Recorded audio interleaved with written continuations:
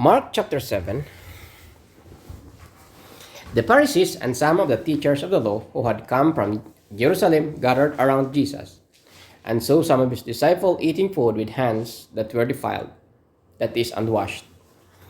The Pharisees and all the Jews do not eat unless they give their hands as ceremonial washing, holding to the tradition of the elders.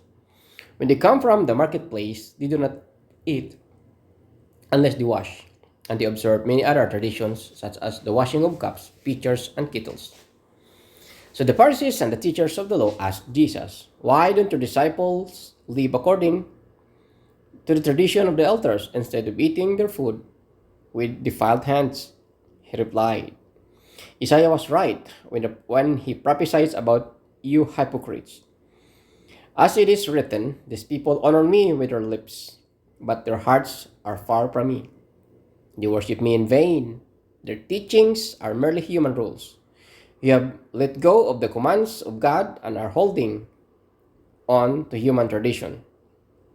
And he continued, "You have fine way to setting aside the commands of God in order to observe your own traditions.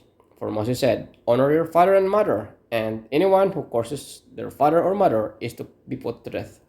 But you say that if anyone declares that what might have been used to help their father or mother is korban, that is devoted to God, then you no longer let them do anything for their father or mother.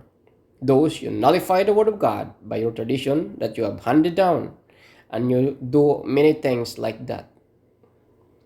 Again, Jesus called the crowd to him and said, "Listen to me, everyone, and understand this. Nothing outside a person can defile them by going into them. Rather, it is what comes out of a person that defiles them." After he had left the crowd and entered the house, his disciples asked him about this parable. "Are you so dull?" he asked.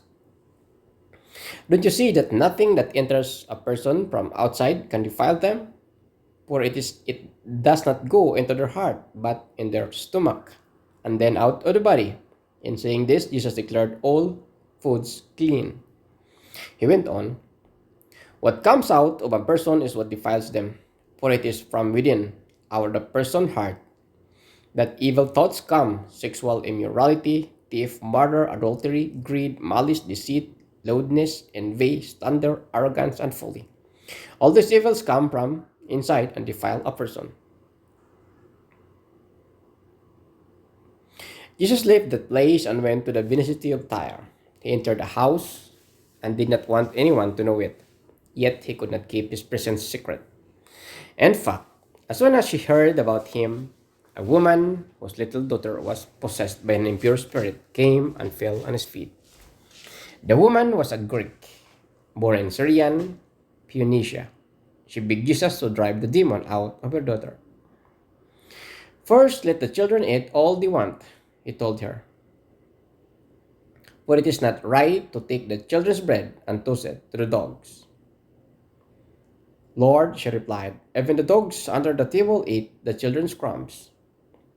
Then he told her, "For such a reply you may go. The demon has left your daughter." She went home and found her child lying in a bed and the demon gone.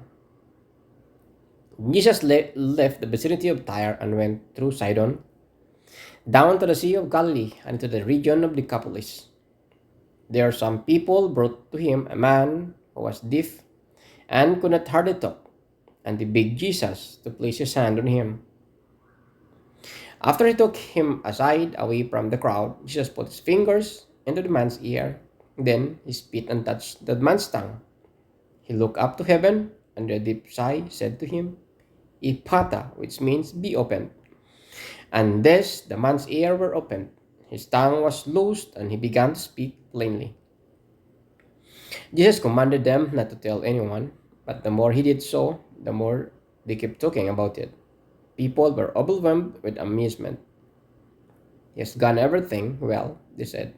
"He even makes the deaf hear and the mute to speak."